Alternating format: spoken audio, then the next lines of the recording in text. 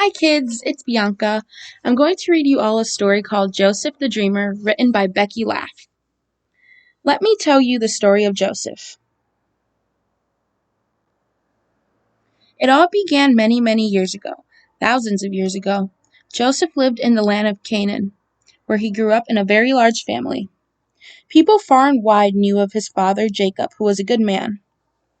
Jacob's lands stretched for miles. He had fields of corn and wheat and many grasslands for grazing his herds of sheep.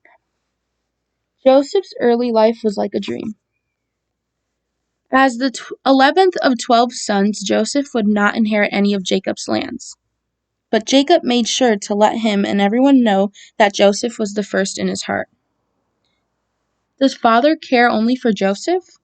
Do you think he even notices us? Why does he think Joseph is so special? And it wasn't just Jacob who favored him. Everyone loved Joseph. It was always Joseph who was the smart one, Joseph who was the special one, and Joseph with his dreams. Last night I dreamed of 11 sheaves of wheat blowing to me, praising me.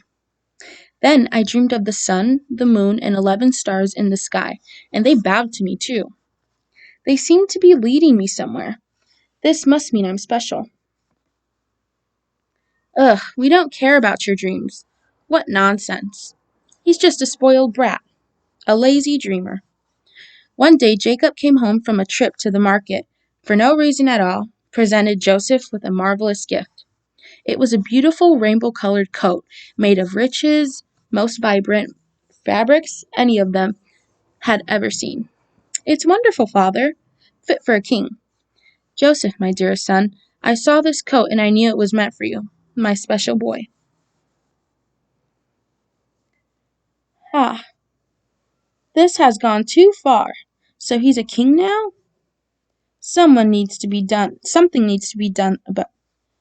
about Joseph. But what? One warm sunny day, Joseph's brothers led him to the farthest reaches of their family's land. This way, Joseph. A bit of fence needs mending.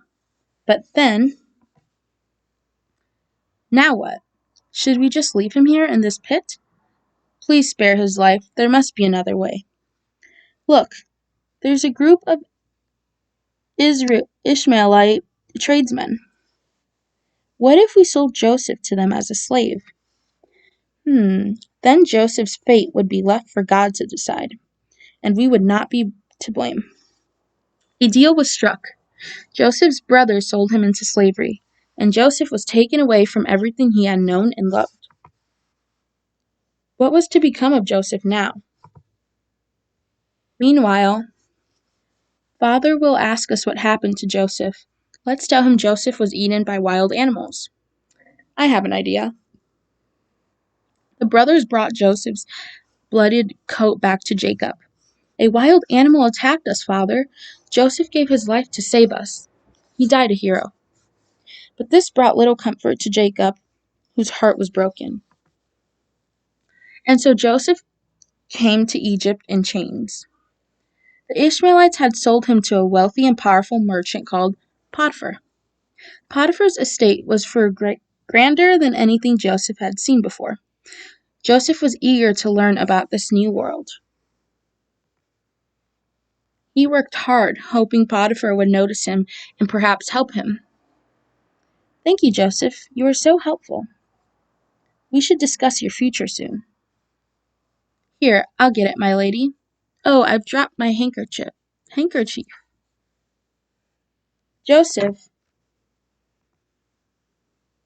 how dare you kiss my wife? Oh, my husband, you come just in time. But I did nothing wrong. Enough. I'll have you thrown in jail for this. Guards, take him out of my sight. So again Joseph was taken away. And now Joseph feared he would never see the light of day again. But even in prison, in the deepest, darkest cell, Joseph was kind and helpful to everyone he met. It soon became known among the other prisoners that Joseph was wise and thoughtful, and that he had a knack for making sense of dreams. It wasn't long before the guards also came to Joseph for advice. They could see he was special, and they gave him gifts for extra food and conversation. Those kind words meant so much to Joseph because most of the time he was very much alone. In his loneliness, he only saw darkness around him. Sometimes it felt as if he was pressing on him, crushing him. The days seemed to blend together. Jo- Joseph never lost hope, for every night in his dreams, the sun, the moon, and the stars would come to him. They lit up his world every time he closed his eyes. But when he opened his eyes, he was still in darkness. For 9 long years, Joseph's life continued this way. One day, 2 men were put into Joseph's cell. "I'm a Pharaoh's baker. I'm a Pharaoh's butler." Neither knew if they would live or die, and both had been having vivid dreams. "Tell me these dreams which haunt you, and I will tell you their meaning." In the butler's dream, he was picking grapes from Pharaoh's garden. He crushed them into a fine, fragrant wine. Then he served this wine to Pharaoh, who drank deeply from the cup. "This is a good dream. Whatever upset Pharaoh will pass. He will soon release you and restore you to your position." In the baker's dream, he found himself walking, carrying 3 baskets of bread for Pharaoh. Suddenly, many birds swept down from the sky, and they ate all of this bread until it was gone. "I'm afraid this is a bad sign. 3 baskets, 3 days. Pharaoh has set the date for your execution. I hope I'm wrong about this." But as the days wore on, Joseph's predictions proved to be true. "I'm free. I'm going back to Pharaoh's palace. I'll tell you Pharaoh of your plight. I'll tell Pharaoh of your plight. He'll release you." But Joseph would remain in the darkness of his prison cell for another 2 years. The butler must have forgotten his promise. But then something miraculous began to happen. Haunting dreams began to disturb Egypt's Pharaoh. And now Pharaoh's butler remembered his long-forgotten promise. "In prison, I met a man called Joseph. He interprets dreams. Then let him be brought before me." So Joseph found himself kneeling before Pharaoh. He was frightened, but he had faith in himself. "Tell me of these dreams which haunt you, O great one, and I will tell you their meaning." And Pharaoh sat with Joseph and told him of his visions. "One night I saw 7 large golden rows of corn swallowed up, replaced with 7 more rows, shriveled and brown. The next night I dreamed of 7 healthy cows, replaced by 7 starving sad cows. These dreams have come many nights in a row. What can they mean? Ah, Egypt will have 7 years in a row of bountiful harvests, but that will be followed by 7 years of drought and famine. I'm sure mighty Pharaoh already has a solution in mind. Of course, that would take a lot of planning.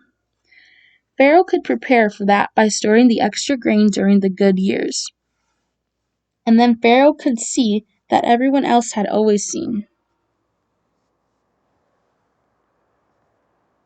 Joseph, I see great value in your talents.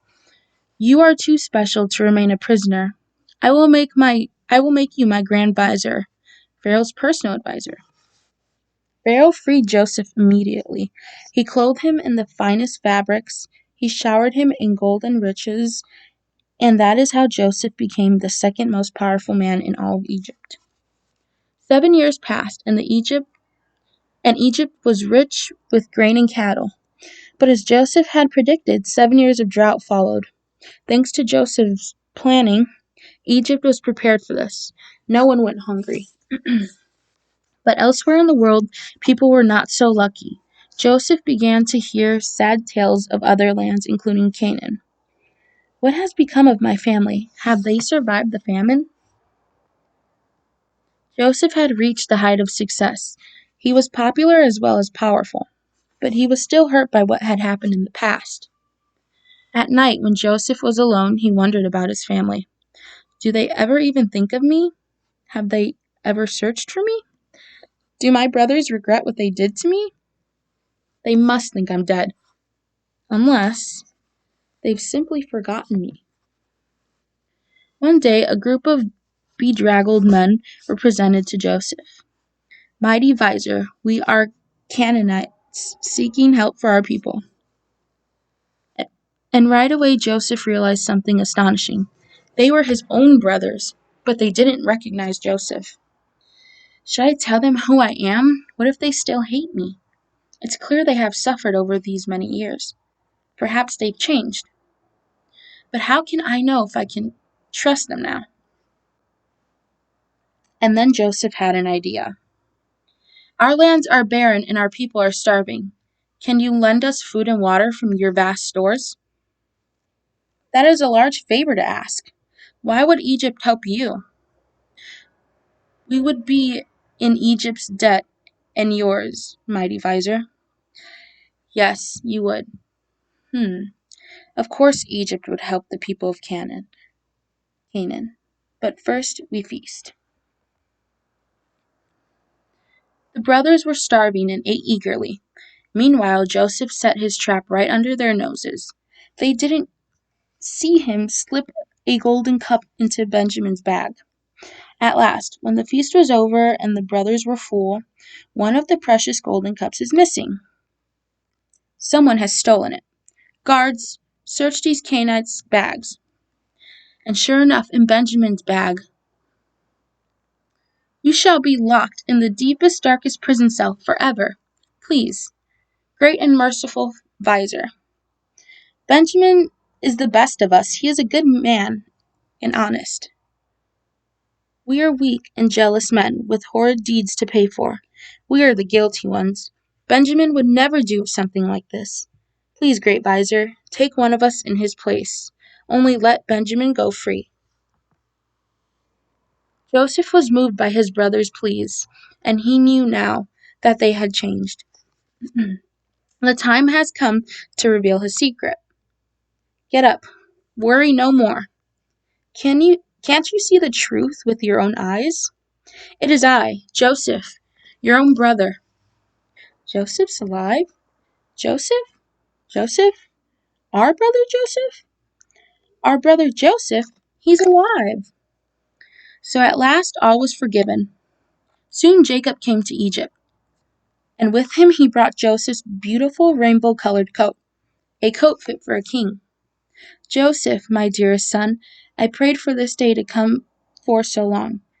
How proud I am of you. I've missed you so much, Father. How I've longed for my family. And now Joseph could feel happiness fill his heart with light. He was finally home. The end. Thank you so much for joining me, and I can't wait to see you all soon. Bye!